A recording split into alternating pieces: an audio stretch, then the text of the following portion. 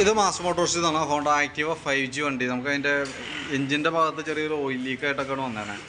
Engine oil leak, അതേപോലെ break checkup, break തീരെ ഇല്ല വണ്ടിക്ക്. പിന്നെ ഹാൻഡിലിന് വെട്ടൽ പറഞ്ഞിട്ടുണ്ട്, മൈനർ ചെക്കപ്പായിട്ടാണ് പറഞ്ഞത് കേട്ടോ. ജനറലായിട്ട് സർവീസോ കാര്യങ്ങളൊന്നും പറഞ്ഞിട്ടില്ല. ഗിയർ ഓയിൽ ലീക്കാണ് നമുക്ക് ബാക്ക് സൈഡ് കേട്ടോ. പിന്നെ വണ്ടി നമ്മൾ സ്റ്റാർട്ട് ചെയ്യുന്ന സമയത്ത് ചെറിയ സൗണ്ട് വ്യത്യാസമൊക്കെ തുടങ്ങിയിട്ടുണ്ട് എഞ്ചിൻ്റെ ഭാഗത്ത്. നമ്മൾ ബാക്കിലത്തെ ഗിയർ ഓയിലിൻ്റെ ഭാഗത്താണ് ലീക്ക് വരുന്നത്. അതിൻ്റെ കാരണം എന്ന് വെച്ചാൽ ബാക്ക് വീലിൻ്റെ ബെയറിങ് പോയേക്കണതാണ് കംപ്ലയിൻറ്റിൻ്റെ കാരണം കേട്ടോ. ബാക്ക് വീലിൻ്റെ ബെയറിങ് കംപ്ലയിൻറ്റ് വന്നിട്ടാണ് ഓയിൽ സീൽ ലീക്കായിട്ട് പുറത്തേക്ക് വന്നത്. തന്നെല്ലാം ബ്രേക്ക് ലൈനറൊക്കെ അഡ്ജസ്റ്റിങ് മാക്സിമത്തിലായിട്ടുണ്ട്. അപ്പോൾ സ്വാഭാവികമായിട്ടും ലൈനർ പോകുമ്പോൾ ബ്രേക്ക് അലൈൻമെൻറ്റും കറക്റ്റായിട്ട് മാറിപ്പോകും. അത് നമ്മളിപ്പോൾ എങ്ങനെ സെറ്റ് ചെയ്താലും അത് ക്ലിയർ ആവില്ല. അപ്പോൾ നമ്മളിപ്പോൾ ബെയറിങ് മാറ്റിയതിന് ശേഷം ബ്രേക്ക് ലൈനർ കൂടി മാറ്റിയിട്ട് വേണം റീസെറ്റ് ചെയ്യാനായിട്ട്.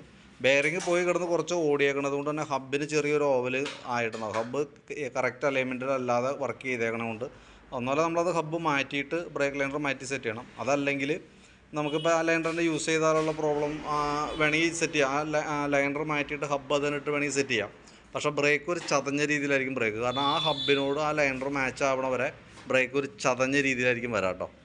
അതൊന്ന് പ്രത്യേകം ശ്രദ്ധിക്കുക. പിന്നെ അതേപോലെ തന്നെ നമുക്ക് അതിൻ്റെ എഞ്ചിൻ്റെ ഓയിൽ ഞാൻ വെറുതെ ഒന്ന് ചെക്ക് ചെയ്ത് നോക്കിയതാണ്. കാരണം എഞ്ചിൻ്റെ ഭാഗത്ത് ചെറിയ സൗണ്ട് വ്യത്യാസവും കാര്യങ്ങളൊക്കെ ഉണ്ടായിരുന്നു. അപ്പോൾ നമ്മൾ ചെക്ക് ചെയ്ത് നോക്കുമ്പോൾ അതിനകത്ത് എഞ്ചിൻ ഓയിൽ ആകെ 400 മില്ലി ഓയിലുള്ളൂ കേട്ടോ.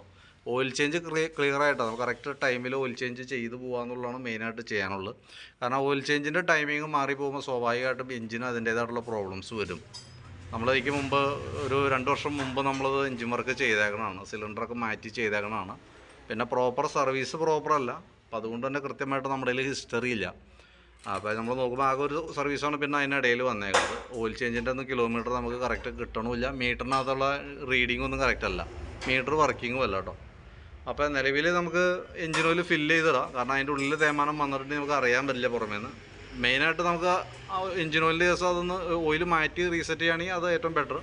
അതല്ലെങ്കിൽ അറ്റ്ലീസ്റ്റ് നമ്മളത് ഓയിൽ ടോപ്പ് അപ്പ് ചെയ്താൽ, കാരണം പകുതി ഓയിലുള്ളൂ, പകുതി ഓയിൽ കൂടി ഒഴിക്കണം. കാരണം 800 മില്ലി ഓയിലാണ് നമുക്ക് ഇതിനകത്ത് വേണ്ടത്. ഇതിനകത്ത് ഇപ്പോൾ 400 മില്ലി ഓയിലുള്ളൂ കേട്ടോ. അപ്പോൾ നോക്കിയിട്ടൊന്ന് പറയണം. പിന്നെ അതേപോലെ തന്നെ ഫ്രണ്ട് വെട്ടൽ കംപ്ലയിൻ്റ് ഒക്കെ പറഞ്ഞിട്ടുണ്ട്. അതിൻ്റെ മെയിൻ റീസൺ എന്ന് പറഞ്ഞാൽ ഫ്രണ്ടിലത്തെ ടയർ കംപ്ലയിൻ്റ് ഉണ്ട്. അത് കൂടാണ്ട് വീൽ ബെയറിങ് പോയിട്ടുണ്ട്, കോൺസെപ്റ്റ് കംപ്ലയിൻ്റ് ഉണ്ട്. അപ്പോൾ ഫ്രണ്ടിലത്തെ ടയറും മാറ്റി ആ വീൽ ബെയറിങ് മാറ്റി ബുഷ് കാര്യങ്ങളൊക്കെ ഒന്ന് ക്ലിയർ ചെയ്തതിന് ശേഷം കോൺസെപ്റ്റ് കൂടി മാറ്റിയാലാണ് ആ ഫ്രണ്ടിലത്തെ ആ ഒരു പാളിച്ച വെട്ടൽ കാര്യങ്ങളൊക്കെ മാറുള്ളൂ. എന്നാലാണ് അത് ക്ലിയർ ആവുള്ളൂ കേട്ടോ. അപ്പോൾ എന്തായാലും നോക്കിയിട്ടൊന്ന് പറയാം. പിന്നെ ജനറലായിട്ട് വേറെ സർവീസോ കാര്യങ്ങളൊന്നും പറഞ്ഞിട്ടില്ല. കാരണം ജനറൽ സർവീസ് പറഞ്ഞാലാണ് നമ്മൾ ഡീറ്റെയിൽ ആയിട്ട് ബാക്കിയത്തെ ഭാഗങ്ങൾ നോക്കുള്ളൂ. പക്ഷേ ഗിയർ ബോക്സിൻ്റെ ഭാഗം നമ്മൾ അഴിക്കുന്ന സമയത്ത് ക്ലച്ചിനകത്ത് വേറെ എന്തെങ്കിലും കംപ്ലയിൻറ്റ്സ് ഉണ്ടെങ്കിൽ, ഞാനിപ്പോൾ അഴിച്ചിട്ടില്ല, പെർമിഷൻ കിട്ടിയാലേ നമുക്ക് അഴിക്കാൻ പറ്റുള്ളൂ. അപ്പോൾ അതിൻ്റെ ഉള്ളിൽ എന്തെങ്കിലും പ്രോബ്ലംസ് ഉണ്ടെങ്കിൽ നമുക്ക് അഴിക്കുമ്പോൾ അറിയാനായിട്ട് പറ്റും. അപ്പോൾ അതിൻ്റെ ഒരു എസ്റ്റിമേറ്റ് നോക്കിയിട്ട് അതിൻ്റെ ഡീറ്റെയിൽസ് ഞാൻ പറയാം. ഇപ്പോൾ നമുക്ക് പുറമേ നിന്ന് നോക്കുമ്പോൾ ഗിയർ ബോക്സ് അഴിച്ച് ക്ലിയർ ചെയ്താലാണ് നമുക്ക് ആ ഭാഗം റെഡി ആവുള്ളൂ. ഗിയർ ബോക്സ്, അതേപോലെ തന്നെ റിപ്പയറിങ്, എൻജിൻ ഓയിൽ, ഫ്രണ്ടിലത്തെ ബുഷ് കാര്യങ്ങളൊക്കെ മാറ്റി അതിൻ്റെ കോൺസെപ്റ്റ് അടക്കം മാറ്റി വരുമ്പോൾ ഏകദേശം എത്ര എസ്റ്റിമേറ്റ് വരുമെന്ന് നോക്കിയിട്ട് അതിൻ്റെ ഡീറ്റെയിൽസ് ഞാൻ വാട്സപ്പിലേക്ക് സെൻഡ് ചെയ്തിടാം. അപ്പോൾ വീഡിയോ കണ്ടു കഴിയുമ്പോൾ നോക്കിയിട്ടൊന്ന് റിപ്ലൈ ഇടണം. കാരണം റിപ്ലൈ കിട്ടിയാലാണ് നമുക്ക് അതനുസരിച്ച് വർക്ക് കണ്ടിന്യൂ ചെയ്യാൻ പറ്റുള്ളൂ. പെർമിഷൻ തന്നാൽ നമുക്ക് അഴിച്ച് ചെയ്യാൻ പറ്റുള്ളൂ. കാരണം ഞാൻ ക്ലച്ചിൻ്റെ ഭാഗം നമുക്ക് ഏകദേശം ഒരു ധാരണ വേണം എത്ര രൂപയ്ക്ക് നമുക്കത് കംപ്ലീറ്റ് ചെയ്യാൻ പറ്റുമെന്നുള്ളത്.